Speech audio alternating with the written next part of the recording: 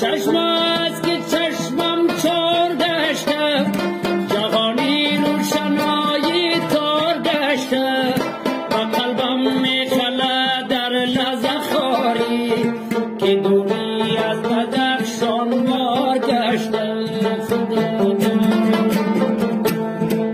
چشم است که چشمم چار گشته، جهانی روشنایی تار گشته، و قلبم میخلد هر لحظه نیشش که دوری از بدخشان مار گشته.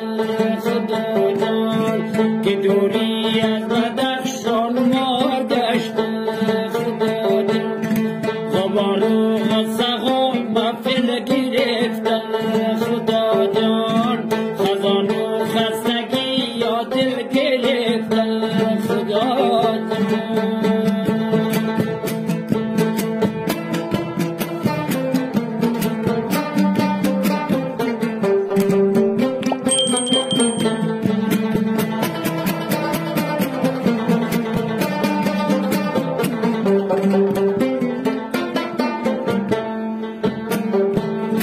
شبی دلتنگی و بیم کلامی، نمیارد کبوتر خوش پیامی، رجوم آورده غربت روی دوشم، دو پلکم میزنم سویش سلامی.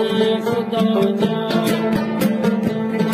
شبی دلتنگی و بیم کلامی، نمیارد کبوتر خوش پیامی، وجوم آورده غربت روی دوشم، دو پلکم میزنم برش سلامی. خدا جان دو پلکم میزنم برش سلامی. خدا جان غباری و سقا محفل گرفته.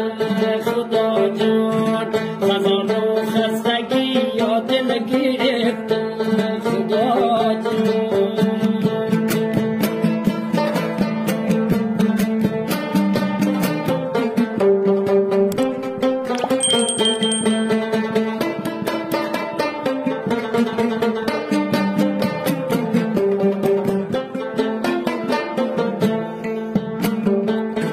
دل سوی گاه و بگاهم شکسته، نگاهی